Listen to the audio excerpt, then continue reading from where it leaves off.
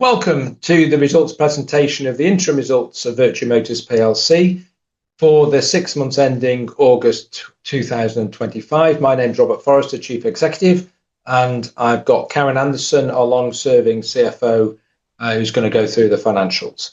If we turn to the investment case for Vertu Motors, we continue, we believe, to do the right things to create a very strong business within UK motor retail.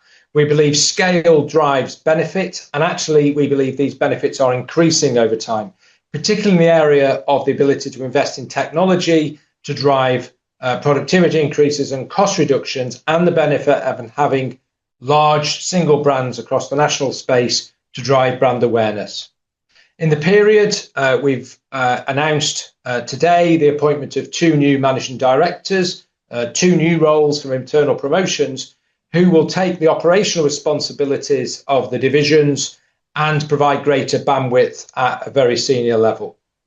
We continue to focus on delivering great colleague and customer satisfaction levels. Our customer experience scores, as measured by the manufacturers, are well above national average.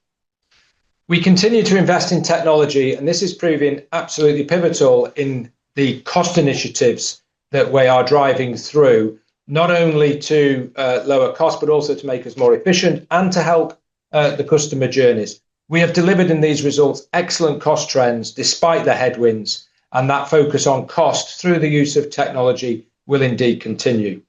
Portfolio management and capital allocation remain an absolute priority. We are clearly seeking to manage the growth of Chinese brands within the UK market, but also the need to modify the portfolio to recycle capital from low return to high return activities, which we've continued to do so in the period.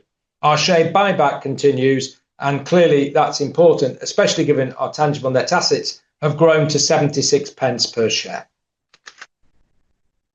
The UK consumer space is clearly challenging. The sector itself has issues around the government's electrification agenda, and they do provide headwinds. However, the group has delivered a strong operational performance as we seek to focus on what we can control. We have delivered market share gains across all channel of vehicle sales. We have been absolutely focused on cost control, and we had a 0.3% rise in core costs despite noticeable headwinds. Our battery electric vehicle retail sales have increased 82% in the period against a market growth of 55%. We're gaining share in that all-important market.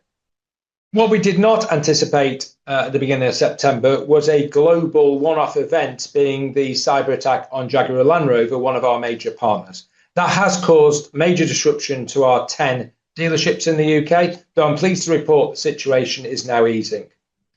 The attack impacted our September profitability by £2 million, and when we look at the potential full year impact in the current financial year, and this is clearly highly uncertain and dependent on getting systems back, getting back to normal trading, we anticipate the result could be impacted by up to 5.5 million in total.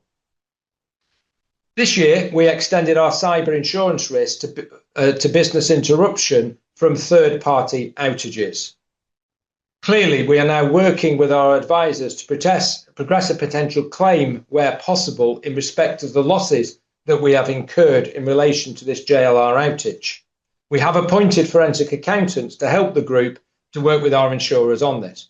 We will clearly update shareholders on the impact over the next few months of the cyber attack, and indeed on the impact of any potential upside from an insurance claim.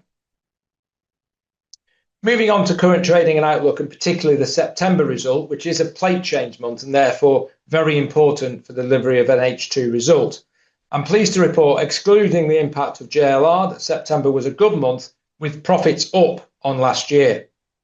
We had a strong used and after sales performance. Used cars, for example, were up 5.3% like for like, a much stronger rate than in the previous months. Acquisitions positively contributed on top of the core performance. New cars remained a challenge. Motability sales were down 15% in volume terms, and that clearly impacted gross profit generation for the group. Manufacturers without grant support on electric vehicles faced competition from manufacturers with grants, and indeed utilised some of the retailer margins to compete with strong consumer offers. That clearly impacted our margins. We also saw a market that shifted quite considerably to high pre-registration activity at the end of the month, which I think will impact registrations in future months. Overall, however, it's pleasing to see that the group did deliver an increased retail new car volume on a like-for-like basis of 1.8%. Also on the positive side, we saw a 25% increase in fleet car volumes, aided by significant BEV sales, and indeed the impact of the grant, which isn't just for retail customers. There's probably going forward into Q4 calendar, less pressure on the manufacturers this year around BEV targets, which is a good thing. The ZEV mandate has seen some extra flexibilities, and the grants have clearly led to an increased consumer demand and uptake of battery electric vehicles. That should make Q4 easier than last year. Turning to Motability, which has been weak throughout H1 and in September, we now see comparatives at a much reduced basis going forward. Additionally, we expect the Motability market will recover from March next year due to the timing of renewals. Overall, excluding JLR, we expect full year profits to be in line with market expectations, but the board are mindful of a cautious outlook on the consumer side and business sales side. The autumn statement at the end of November is clearly of key interest. If we turn to the strategic update, the group has had a consistent strategy and was recently reaffirmed by our group strategy day with the board in September. If we take growth in particular, we will see further growth in Q4 in outlets. Our expansion with BYD, which is the leading Chinese manufacturer, it gathers apace. We will open our former Citroën dealership in Nottingham as a new Skoda business, which we're excited about, and we will see some further small-scale acquisition activity. Our cautious outlook means that our focus in the near term will be very much on maximising our existing portfolio in the remaining months. If we look at sector trends in the near term, it's interesting that of the three trends we're going to talk about, we are not talking about the rollout of the agency model as one of the big three. We have BMW planning to launch agency in the UK in 2027, but there's been a general rollback and ceasing of agency as a strategy. Clearly, electrification is the big issue facing the new car market. There is still pressure from the ZEV mandate, and the targets going forward, and indeed in 2025, where the government set a target of 28%, are not going to be achieved. This is a headwind on the new car market and indeed profitability. I think we're more optimistic than last year. The ZEV mandate flexibilities, the EV grants have gone down well with consumers. The demand for the Ford Puma, for example, was absolutely startling in September, and we've got a future order bank for that product. There are far more affordable cars, some less than £20,000, that are battery electric vehicle in the market today. This was not the case in the new car market in the prior year. Products like the Hyundai Insta, the Dacia Spring are two that spring to mind. However, Volkswagen brands are also bringing out much more affordable product into the marketplace. Electrification is the long-term answer, and it will come, but it will not come at the government's pace. The second issue to discuss is the role of Chinese new entrants into the marketplace. The starting point here is that the Chinese domestic car market is in carnage, well-documented carnage, oversupply, price wars, discounting, and a trend now for natural selection amongst Chinese domestic manufacturers.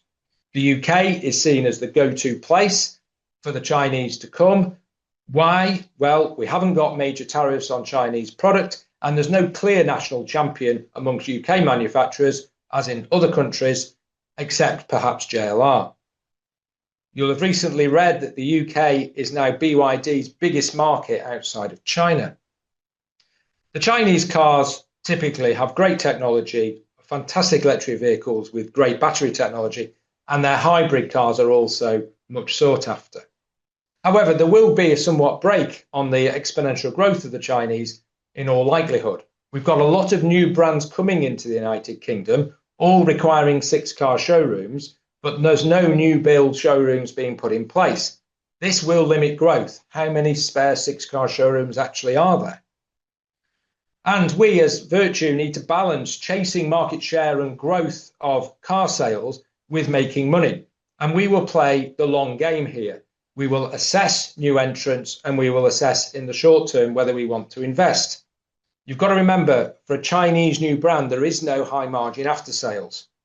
We have concentrated and will continue to do so on MG and indeed BYD, and we will clearly assess others over time. The third and topical discussion is around Finance Commission. The Supreme Court sat in the period and indeed did curtail the wildest aspects of potential claims against lenders in relation to Finance Commission in the auto sector. In what was perfect timing, last night the FCA released a consultation paper on any redress scheme. We're now in a period of consultation and we will be diligent and respond to the FCA in a very structured way. The FCA's focus on redress is likely to be levied, at least initially, on lenders. We will, as retailers, be key to providing the data to actually calculate that redress scheme. We will continue to assess the position, but we do not currently consider the need for provisions. Our digitalisation strategy has always had two components. One is the push for technology to increase productivity and indeed control costs, and secondly, to increase our sales and marketing effectiveness. We have to do both, though in this period, given the cost pressure, we probably put more effort into the cost control. Our finance efficiency project, which has been going on for the last 12 months, is now really bearing fruit, and we're starting to deliver significant cost savings. We have reduced significantly the amount of invoicing between internal departments, and particularly we've developed technology to make sure cash processing doesn't need manual involvement for a lot of intercompany transactions, but also for external transactions. So we now have internet-based payment systems that are seamless, that a service customer can now pay and the cash gets automatically posted into our dealer management system. There is more of this to come and more savings to be had. In terms of data and AI, our data warehouse is complete. Our customer data platform has gone from concept to reality, and we are now delivering multiple use cases to make us far more efficient and effective in personalized marketing. If you go onto the web and you are bought a function such as trying to book a online service booking, you are likely to receive a personalized piece of marketing to get you back on track. This is delivering a good ROI. There is no doubt in our business that AI is actually real. The executives sat down and defined a strategy, which now our development teams are implementing. We have a formal AI policy to protect the business from AI issues. We actually held a competition for our 60-strong development arm, a Dragon's Den type competition with a £10,000 prize to flush out great ideas that were capable of immediate implementation. And we are implementing them. Examples of use of AI. Use of customer-friendly technology to reduce calls into our contact centre. We're using AI email systems to prospect service bookings from our database, and those bookings are effectively all done via email correspondence, and the booking goes straight into our dealer management system. One of the big areas to look at is that email sales inquiries are historically very low converting. And there's a lot of human effort gone into corresponding via email with potentially little reward. We're now starting to use AI to warm up those email sales leads to get them to a sufficiently hot prospect to enable humans then to finish off the job. We are at the start of the journey on this for sure. Third element is our new website, which we now have one single brand of Vertu, and we therefore took the opportunity to revamp our website. We're doing it in modular stages, so it's not a big bang approach. We have made massive progress in terms of search engine optimization and user friendliness, and the full website will be redone by mid-2026. An area of weakness, I think, in our offering online is YouTube content, particularly around new and used vehicles, and we've certainly developed a strategy to make sure that we address that. Turning to brand aspects, the single Vertu brand is now in place, and I think we've avoided the major pitfalls in moving our major brand of Bristol Street Motors into Vertu in April. In September, the Vertu brand had a UK prompted brand awareness of 11%. That has grown to 19% in September, and we fully expect us to hit 30% during the next financial year. The reasons for this growth is very simple. Having one brand increases our ROI on marketing activity. Team Vertu, with its fantastic BTCC racing team, were at Brands Hatch last weekend and won many trophies, including Best Driver and indeed Best Manufacturer. So this then affects 191 sales outlets. The EFL Trophy at Wembley is a massive exercise in brand building. 75,000 people attended, never mind the early rounds, and it affects every single one of our dealerships. In recent weeks, to support the Vertu Trophy, I've had the pleasure of going to Barnet and MK Dons for the early round games, and it's great to see the Vertu brand very prominent. This isn't only about brand awareness, though. Our partnerships with the Manchester Rock concert venue of Co-op Live and the EFL gives us access to marketing databases with which we can then do direct marketing. In July, we took the step of having our first ever group-wide used car event under one brand. We used a full gamut of media, including a TV campaign, to drive increased inquiries through our dealerships, and a good time was had.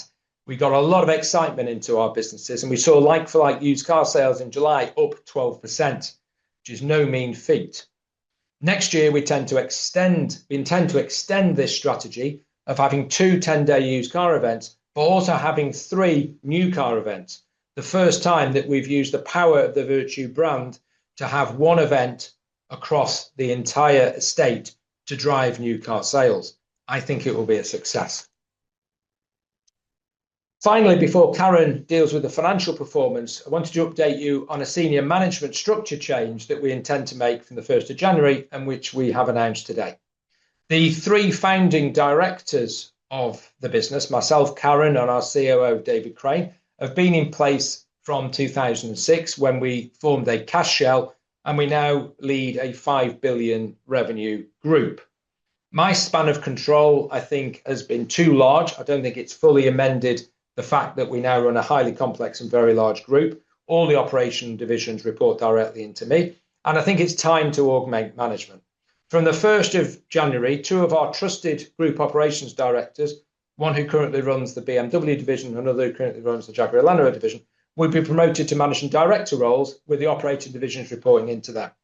This will give us greater bandwidth and will allow me to focus on the strategy and execution, particularly around growth and portfolio changes, seeing more of the manufacturers, which as a franchised operator is a very good thing, spending more time in the dealerships and indeed developing our senior leadership team.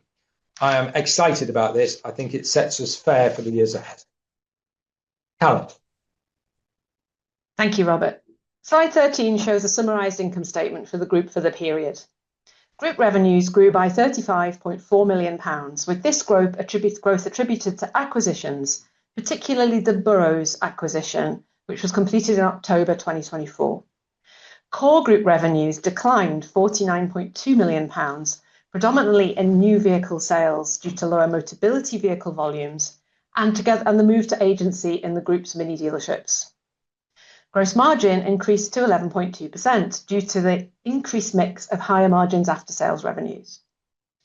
Costs grew as a percentage of revenue, however, were tightly controlled, with core group costs rising just 0.3% or £0.7 million on prior year, despite the cost headwinds we faced.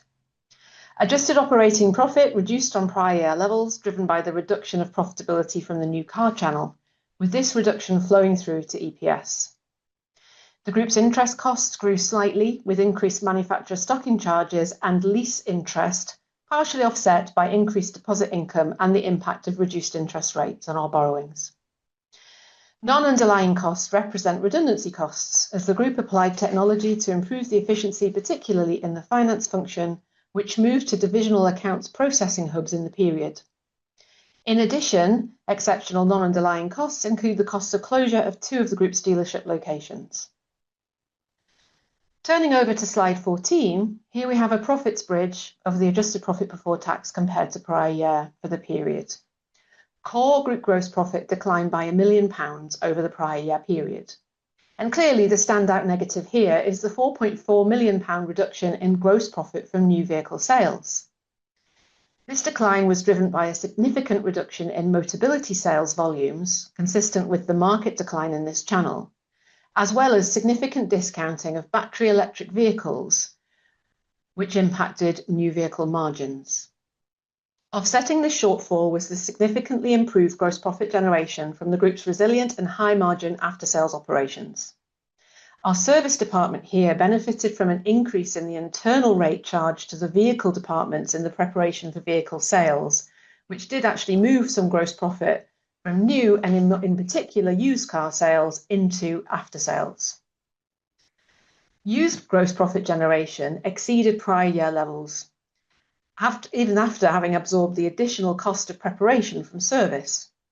Margins and volumes were broadly stable in the period, with the improvement in overall gross profit generation arising from improved gross profit per unit, which was aided by the group's used vehicle algorithm valuation tool. Core group operating expenses, as I said, grew just £0.7 million, and I'll cover those movements in more detail on my next slide. Contributions from dealerships acquired or started up represents the year-on-year movement of £0.2 million. And this was expected given the start-up nature of some of the dealerships within this category, with improved returns expected as these dealerships mature. Turning to slide 15, we're giving you further detail on the core and total group underlying expenses. Overall, core group operating expenses rose just 0.3% over the period, despite a significant increase in cost of employment driven by the autumn 2024 budget, which increased national minimum wage and company NIC costs considerably. The biggest single cost of the group is salary costs, remembering that the figures on this slide actually don't include the productive cost of technicians, which are in cost of sales. Salary costs in the core group in operating expenses rose just £0.3 million over the period. And this reflected the impact of the group's cost-saving initiatives, which we completed largely by 28th of February to offset the impact of that autumn budget increase, but also reflects some of the cost savings we've done in the current year in respect of things like finance efficiency. The greatest percentage cost rise was seen in marketing costs, which rose £2.1 million over the prior year in the period. The group invested in marketing both in the move to the single brand Vertu in the period and also in a 10-day used vehicle sale event for which there was no comparative in the prior period, which helped drive used vehicle sales volumes in what was undoubtedly a subdued market. The group delivered a saving of £1.9 million in vehicle and valet costs, reflecting cost-saving activity in this area, and Robert will cover this in more detail shortly. But this actually was combined with tight cost control in respect of the group's demonstrator and courtesy vehicle fleet. The group's share-based payments charge, now in underlying costs, has increased as a result of the increase in number of management colleagues in the group to which awards are made, following the acquisition of the Burrows dealerships in October last year. Turning to slide 16, we've summarised the group's balance sheet. It remains very stable and strong, underpinned by the group's freehold and long leasehold property portfolio of £336 million, which is carried at historic depreciated cost. The increase in current assets compared to August 2024 relates predominantly to the movement in inventory shown here.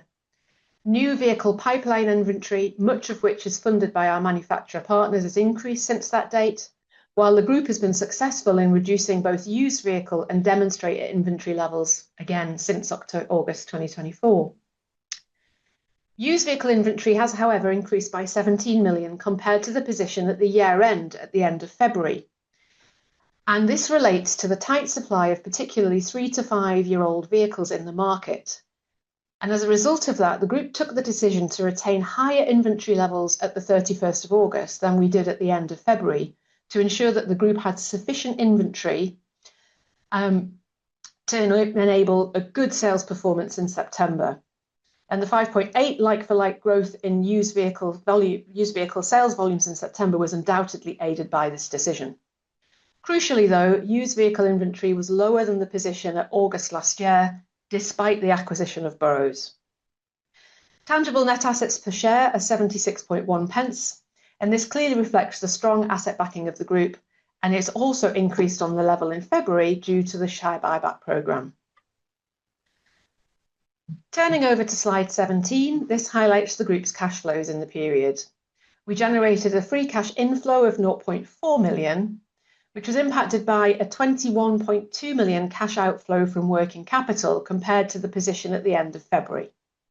The main elements of this outflow were a £14.5 million outflow relating to the increase in used vehicle inventory and our decision to retain higher inventory levels at the end of August, and an £11.2 million outflow from reduced deposits on forward orders. Deposits at February reflected the strong March order take, ahead in particular of vehicle excise duty changes in April, whilst at the end of August we saw some customers deferring orders pending clarification on EV grants. This explains the comparative difference here in vehicle deposits held. Sustaining capital expenditure of 8.5 million was spent in the period, with this partially offset by proceeds from the sale of surplus properties of £3.3 million. A further £2.5 million was spent on the period on capital projects which enhance the operating capacity of the group. And this includes a new off-site vehicle preparation facility in York, together with, for example, the expansion of our Toyota outlet in Chesterfield. Net debt at the end of the period was £78.3 million, excluding lease liabilities, representing a £5.6 million decrease on the position last August, despite expending £22.4 million on the boroughs acquisition. Slide 18, which is my final slide, covers the group's capital allocation discipline. We remain focused and thoughtful around capital allocation, looking to achieve a balance between investment in growth and shareholder returns. When we look at growth, we target returns in excess of weighted average cost of capital.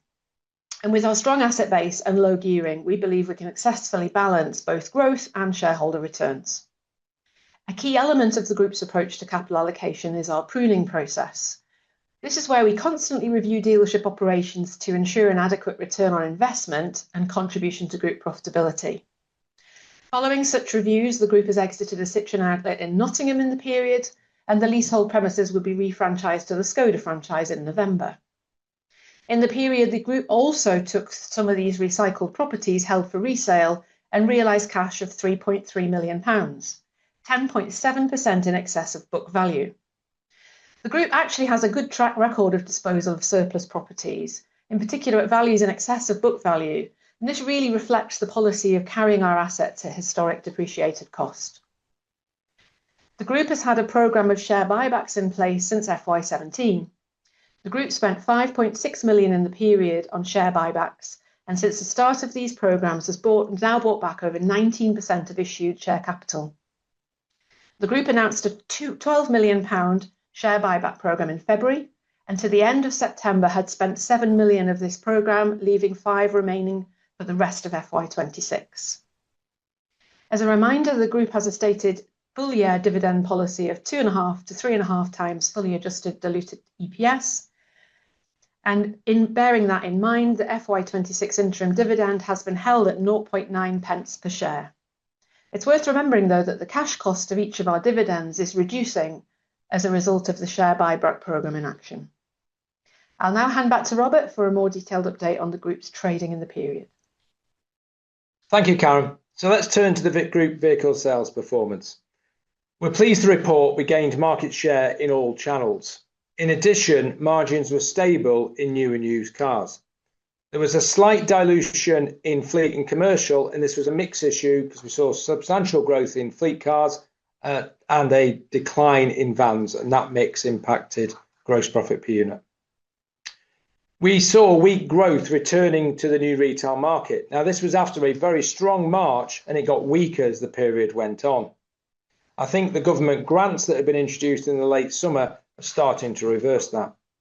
Motability saw continued weakness due to the renewals timing and indeed manufacturers having pressure on their margins and trying just to pull back. The 16.6% increase in fleet car volume is clearly to be applauded, and we took full advantage of the vibrancy of the fleet market, particularly in battery electric vehicle growth in areas such as leasing and salary sacrifice. The group has a core competency in the fleet channel.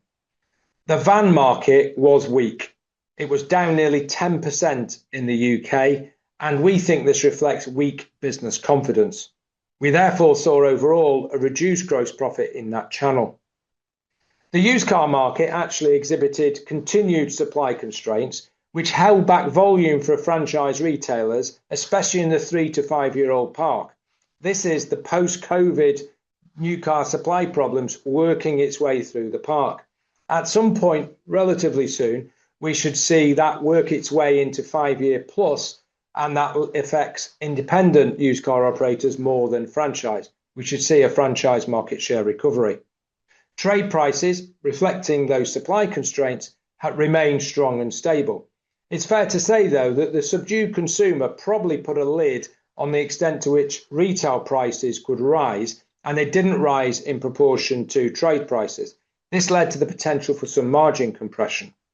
If we take the group as opposed to the market, we're delighted actually that the group delivered increased gross profit in the used car channel and stable margins. We think our Vertu Analytics algorithmic pricing helped to navigate the market successfully. In addition, the July event saw a considerable difference being made to gross profit generation and volume, even to the extent of slightly weaker margins. But overall, our margins in the period were stable.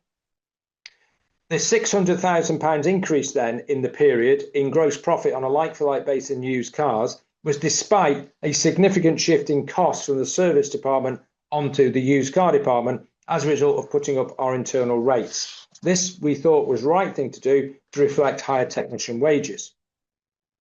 If we turn to the UK BEV market, there is growth in battery electric vehicles, but it is nowhere near getting the industry to the 28% ZEV mandate target that the government has set for 2025.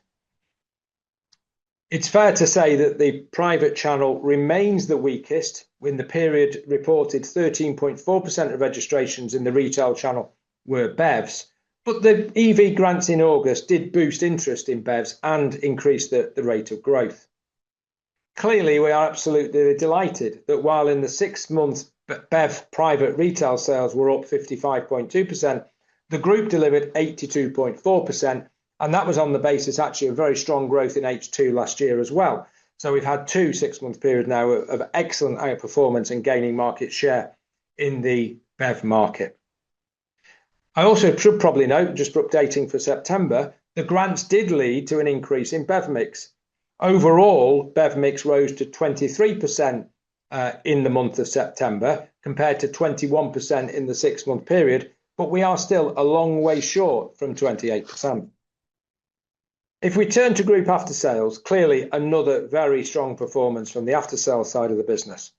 The star performer again was service, £3.6 million worth of increased gross profit in the core business, albeit 2.1 million came from higher internal charges to sales departments. Our vehicle health check process is being tightened up. Our pay later product is making a significant difference both to conversion of a repair work identified and to the margin. We think there is still more to come if we can get more consistency across our businesses. We increased some prices in the service department, and that also aided average invoice value. Turning to the parts department, there was £500,000 more profit coming out of this in the core business, albeit on slightly weaker margins. We have appointed in September an internal promotion to Group Parts Director to give us more focus on this channel. If there was a weakness in after sales, it came in the accident repair side of the business.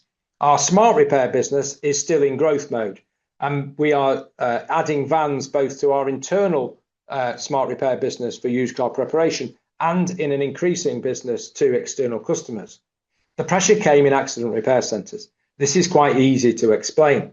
There has been a significant double-digit reduction in the number of accidents in the UK, which we are putting down to the increased technology within modern cars which prevent accidents.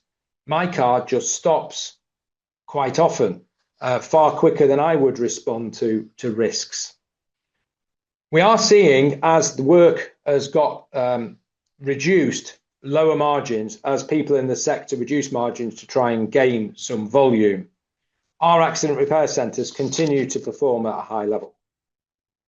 If we look at more detail at service repairs, we've given some more data here. We've discussed the impact of the internal rate change, where we increased the labour costs that our used car department and new car departments had on internal work. So when a used car comes in, we spend 2.5 to 4 hours of labour time on each car to prepare it for sale. Clearly, that has transferred cost to the used car department. We're delighted that used cars more than absorbed that. And indeed, 58% of the like-for-like service profit growth actually came from this change, which we think is right. There's no question that retention into our after-sales business is absolutely critical. And how do we build retention? If this is clearly multifaceted, the first thing we've got to do is sell cars from the dealership locally in the area. No one travels 100 miles for a service. We've then got to deliver excellent customer experiences, not only on a sales visit, but then subsequently on a service visit. And more often than not, we do. We have excellent CRM processes, including now some AI components to make sure we're contacting the customer in a user-friendly way to actually get that booking back in.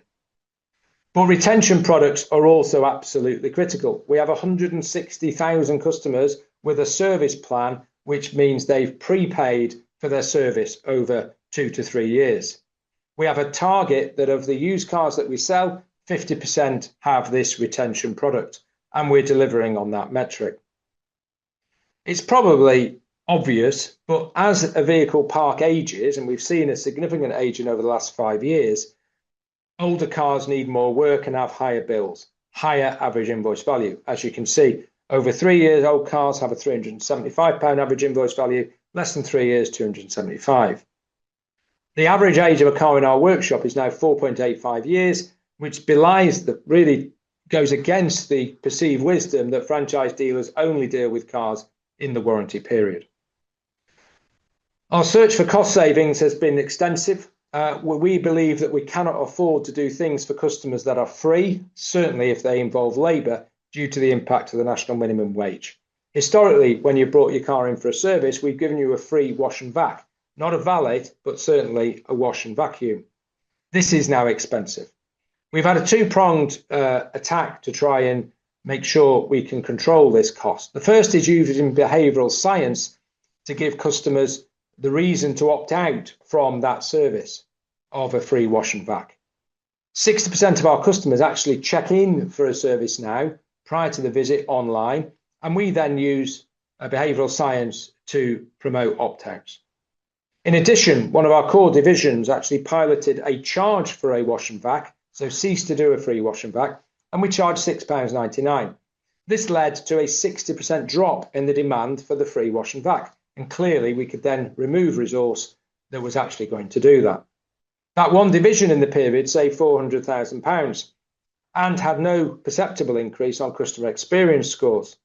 We're now rolling that out in the next few months over our non-premium businesses and expect further cost savings, both from an annualised perspective and across more businesses. So we believe the group is well positioned. We are a scaled group that's stable from a management perspective, well capitalised and certainly asset backed. We have the firepower both from a managerial perspective and from a financial perspective to expand our operations and indeed grow our scale. The digitalisation strategy, which we've always had, is gathering pace. Certainly AI transforms, I think, what we are capable of to the benefit of productivity and indeed customers. We remain a very people-focused business. AI will not change that. We have excellent people in the business up and down the country, from Glasgow to Truro, and aided by our technology, they can deliver for our customers. They are motivated to do so. They can also deliver for our manufacturers, and if manufacturers like what we do, we can get more franchise businesses.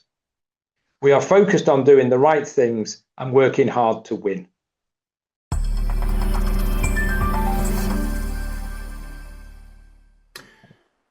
Thank you. We've had a number of questions pre-submitted and submitted live. And just as a reminder, if you'd like to ask a question, please type them into the Q&A box situated on the right-hand side of the screen. And the first question that we have is, what has been the specific impact on dealer profitability given the recent increase in employer NI charges? And what actions do you envisage taking to mitigate against further potential external employment cost increases? Well, we clearly have mitigated the £10 million that we disclosed in relation to the last autumn statement. Karen can sort of just outline which areas we've hit. In fairness, I think it was quite clear in the presentation. I think the key question there is the future. There are some more cost headwinds coming around national minimum wage again in April, around changes to the ECOS scheme, which are all disclosed in the statement, and anything else that's conjured up in the autumn budget. Clearly, we're on a journey on cost. We've got some ideas that we haven't fully operationalised, wash and vac point being one of them. And then there's the role of technology. And actually, where we end up next year, at this point, I don't quite know, because I don't quite know what the government's going to do and the extent to which we can operationalise speedily the ideas and initiatives that we've got. And we will clearly get into that in business planning in the next couple of months. But our aim is to race to try and mitigate as much as possible, just like we did this year. I mean, the facts are startling. A 10 million hit due to the budget, but operating costs only up 0.3%, which I think is very good. Thanks for that, Robert. How is Vertu positioned to weather the ongoing macroeconomic uncertainty? Well, I think we've got some positives. We've got a very stable management team. The management changes we're proposing help us, I think, in terms of giving us more bandwidth to deal with situations as and when they arrive and to take advantage of opportunities. Macroeconomic headwinds will give us opportunities, actually, and I think we're quite cognizant of that. And when the timing is right, we will action them. The fact we've got an in-house technology arm with stable management means we should know how our business operates. We should be able to identify the areas we want to action from a technology point of view. And I am convinced, having seen it in action and actually impacting productivity and cost, that technology in general and AI within it is quite an opportunity for us. So we'll certainly be focusing on that.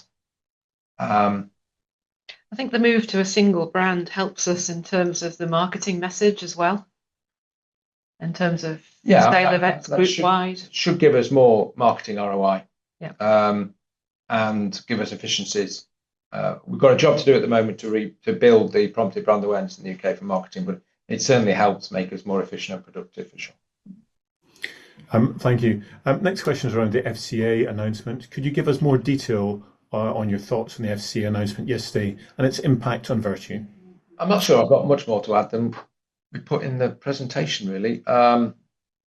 The situation is relatively clear of what the FCA's position is. The redress schemes are primarily directed at motor lenders. You'll have seen further announcements from motor lenders about the need for increased provisions from themselves. We're involved in discussions with the FCA, and we will be looking at the document. We will make sure we respond in a structured and measured way within the timeframes. And I think things have moved on, but I don't think our fundamental views on liabilities, where they sit, etc., change. And the board don't consider at this current point that we need provisions in relation to the redress. I think the best thing is the removal of uncertainty, actually, as well. So once this is finalised, the uncertainty that's been hanging over the sector and potentially holding up acquisitions, certainly we're reticent sometimes, is gone. So we've got more certainty. I've been much better when this issue was off the table, and I think actually that's the view lenders are taking. Let's just get this thing done and move on. Yeah. Thank you. How do you see OEM manufacturer relationships evolving as the market transitions to agency models? Well, the market isn't transitioning to an agency model. It's clearly a fallacy. We have seen some manufacturers move in that direction. Volvo, Mercedes, The Smart franchise has moved towards agency. We saw Mini in the UK move towards it in March, and BMW are set to move there in 2027. There is no general move in the rest of the sector. In fact, the reverse. Land Rover proposed it and then reversed. Volkswagen brands, Audi, Skoda, Seat actually introduced it and reversed. So I don't think this is a major theme we're going to have to deal with. Thank you. Next question. The balance between reinvestment in the business and returning capital to shareholders. How do you manage this? I think we've got the strength in balance sheet and the cash generative ability to manage it quite well. And we try and strike a balance between growth. Clearly, it's one of our strategic objectives to grow. But we're quite measured about growth. It isn't growth for growth's sake. It's making sure that whatever we spend our money on gives us a return in excess of weighted average cost of capital. And we like to balance that up with share buybacks and dividends. I mean, one of the arguments is the share price of the group being what it is compared to our tangible net assets value means that we can effectively buy ourselves at a discount. We can't really do that for acquisitions. So I can see the argument for sort of balancing it more towards share buyback, but we think we want to maintain our position as one of the bigger players. We think scale is important, and therefore it is vital we balance up the two. Thanks, Karen. A technical question around the share buyback. The question is, your share buyback, what is the average price you've paid since you started the buyback, including pension shares? Including which pension shares? Including pension shares. Share incentive plan shares. Not sure about the share incentive plan shares, but of the 78 million shares we've bought back since the programme began, we've paid an average price of 54 pence. Excellent, thank you very much. The employee trust shares are bought in and then sent back out again, so I don't think that's particularly relevant. It's not a buyback one. Mm-hmm. 54 pence, which is actually significantly lower than tangible net assets per share. Yeah. Thank you. Next question. Robert, you mentioned the management changes so that you can focus on more strategic elements of the business. Is this also an element of succession planning? Yeah, I think that I don't actually agree that the change has been made for me to have more strategic. I think it's a little bit more nuanced than that. I aim to spend my time actually more with manufacturers, of which we've got over 34. A lot of new manufacturers coming on. I think it's important I build relationships with them, and I haven't spent enough time, in my view, with manufacturers. I actually want to spend more time in dealerships and actually get closer to the action and understand what's going on for colleagues and for our customers. The two new managing director roles will take responsibility for the operation directors who currently report into myself. They will do the monthly reviews and hopefully execute tighter within the business. I think we've been lacking a bit of bandwidth. We are literally a £5 billion business, and we were broadly running it a bit like it was half the size. So I think this is the right thing to do. There is clearly a succession planning element to this, but I think that is, God willing, a long time off, not a short time off, but actually making the step up, say, to CEO, we would envisage it'd be much easier from an MD role than it would be from a group operation director role. And actually one of the key focus areas is for me to spend time with senior management and executives and continue to develop them. Both Leon and Anthony have come out of our next generation program. We've got a new round of next generation of 12 people who are being put through their paces for senior development. And I think that's very important for the sustainability of the group and for us to generate value for shareholders. I wouldn't get too excited about succession planning just yet, but I think there is a general direction. Thank you. We've had a lot of questions relating to Jaguar Land Rover. Robert, maybe you could talk us through what we should expect to happen next. Well, surprisingly, I have not got a crystal ball.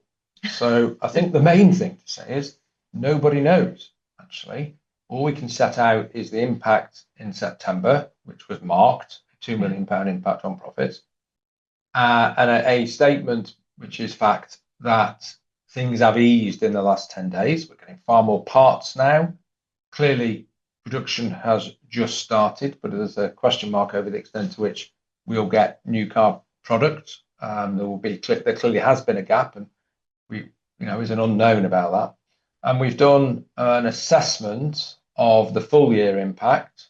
We hope we've erred somewhat on the side of caution with the 5.5 million. The words were up to 5.5 million, but the answer is no one knows. And when you look at the history of other cyber impacts around M&S, it's taken them quite a while. So I think we are pretty cautious and flagging that there clearly is an issue. There was an issue of the 2 of the 5.5 is literally banked. So there is continuing disruption, though it has actually eased better than I expected, I think, in the last sort of 10 days. And I think our assessments reflect that. Clearly a completely an unfortunate one-off event. Now, we do have, as we flagged, an insurance policy that covers us for business interruption from third-party outages. That clearly is a positive thing. The 5.5 million up to does not include any recompense from any insurance policy, so it's potential that we'll have some upside thereafter. We have appointed forensic accountants to help us put together the claim and are clearly working with insurance, but you can't finalise a claim when you haven't finalised the impact. So this will clearly be covered in further announcements in due course. Thank you, Robert. Slower than expected EV adoption has been in the news. How are you managing the potential impact? So there's an additional element to that as well, so I missed that. And how have the recent EV incentives affected the market was the other part to that question. Apologies. Yeah, I think there's a short-term and a medium-term element to this. I think we've been quite vocal that, there's more chance of Burnley staying in the Premier League than there is of hitting these EV targets. There is no chance of the industry hitting these EV targets. So the target for 2025 is a battery electric vehicle mix of 28%. With the electric vehicle grants clearly aiding the September market, they definitely did aid the September market, and they'll aid the market for the rest of this year, maybe into next year. The industry hit 23% or just over 23%. So clearly no one's going to hit those targets. In the short term, I am more optimistic today than I was 12 months ago about the near-term prospects for the rest of our financial year. And I think there are 3 reasons, which I outlined in the presentation. First off, the government has improved the amount of flexibility within the ZEV mandate target, so the manufacturers can effectively not hit the 28% and still not pay fines. That's positive. That takes a bit of pressure off. Second, the EV grants that were put in place, which are not for everybody, in terms of not every manufacturer's got them, but they have led to increased consumer demand for battery electric vehicles. Now, there's a fascinating debate about whether this is making people switch from petrol and diesel and hybrids into battery electric vehicles, or whether it's actually augmenting the overall market. I think there's probably a bit of both. The third element is we are now getting desperately what we needed, which is our cheaper battery electric vehicles. And I outlined that in the presentation. That helps. So in the near term, I am optimistic. However, I wouldn't like investors to think that this whole electrification thing has got kicked into the long grass and has gone away. It hasn't. The targets are unachievable.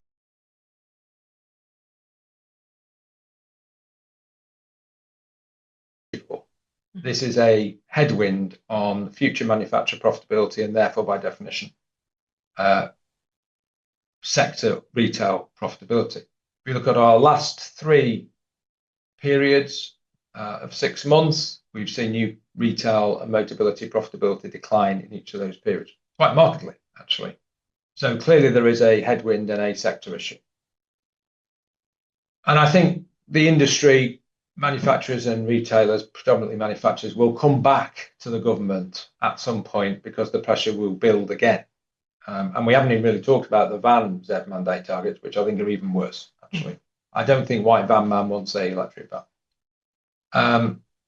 So near term, a bit happier, medium term, still concerned.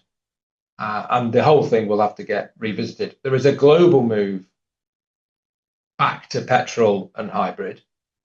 Started off in the US under Trump, but is actually well advanced now in Europe. There's a lot of thinking going on in Europe about extending timescales. it's fair to say our government are not at the front of the queue in rethinking the policy, but the zeitgeist noise among certainly the opposition parties is this has to be tackled because it is not creating value. So I think it's one to watch, really. The problem has not gone away, but I am more confident actually in the short run than I was this time last year. That is for sure. Thanks, Robert. Just conscious of time at the moment, so maybe we'll go for a bit more quick fire questions at the moment, as we've only got sort of 4 minutes left. Karen, given the strong balance sheet of freehold, favourable leasehold properties and cash position, would you consider relisting as a property company with a healthy cash balance generating tenants? Never thought about it, no. I don't think it's a serious question, let's be honest. Successful Vertu retailers have always had high levels of freehold property, and those with only leasehold property tend to find problems. We are an operational business primarily, albeit with a very, very strong property portfolio. So I understand where the question's coming from. It's just not. It's not on the agenda. No. Thank you, Robert. Can you expand on potential BYD and Chinese manufacturers in the UK? Well, I think we will expand. I don't think that's what the question was asking. We will engage with the Chinese manufacturers because I think they will take some share. That share will be limited by the number of showrooms available in the United Kingdom. We've got to be very clear that we will prioritise profitability in the short and medium term rather than go and chase market share. Remember, Chinese operators have no after sales, and a lot of our profit comes from after sales. So we will not go chasing shiny new toys. We will make financial decisions based on investment hurdles. And if that means we're slower in adopting Chinese brands, then so be it. It doesn't preclude you from then acquiring them later on in acquisitions. And I suspect that's where we'll end up. We are very confident on BYD. I think it is an excellent technology company that makes cars, and their marketing is excellent. So I think we're very confident in that. We will grow with some others, but I don't think we'll be at the front of the queue, actually.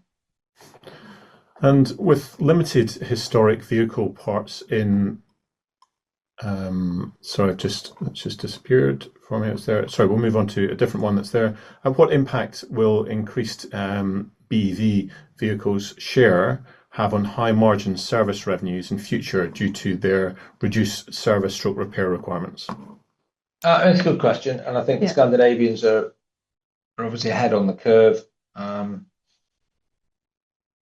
I think it switches between parts and labour. You get less parts, oil filters being a classic example, oil being another example, but there's still a labour requirement. When things go wrong, they go wrong big, and they go wrong with heavy labour. We make 75% labour margins and we make 20% parts margins. So actually, we could afford for average invoice values to come down, but that makes us still protect profitability. The key question is, will modern cars be serviced and repaired by franchise retailers or by independents, or not at all? And I think we're pretty confident, actually, that the technology is so sophisticated that if something goes wrong with one of these modern cars, they're coming back to the franchise retailer. And I've seen very little evidence to say that isn't going to happen. Thanks, Robert. Last question. The potential regulatory changes to employee car ownership schemes could increase costs by around 2.5 million per annum. What mitigation strategies are being explored? None. That's the point, isn't it? There's no mitigation strategy. That is a fact. What we'd have to do, clearly, is, as said in the earlier question, is a race, isn't it, of structural cost changes and then trying to find structural cost savings on the other side, which we have been spectacularly successful this year. But clearly it is an exceedingly unhelpful development and symptomatic of this government's policy towards British business. Well, Robert and Karen, thank you very much for the questions today. Robert, just going to hand back to you for any closing remarks at the moment. Well, I'd just like to say thank you for giving up your time. I know your time is very precious. There are a lot of companies you could spend time looking into and investing in. We feel we've got a very, very strong operational business. The UK is not the easiest place in the world to do business at the moment, but one day the clouds will clear and we will have an exceptionally strong, large business with which then to expand and do very well in. Thank you. Thank you very much. And that concludes the Vertu Motors investor presentation. I'd like to thank Karen and Robert for that. Please take a moment to complete the short survey following this event. The recording of the presentation will be made available on the Engage Investor platform. I hope you enjoyed today's webinar. Thank you. Thank you.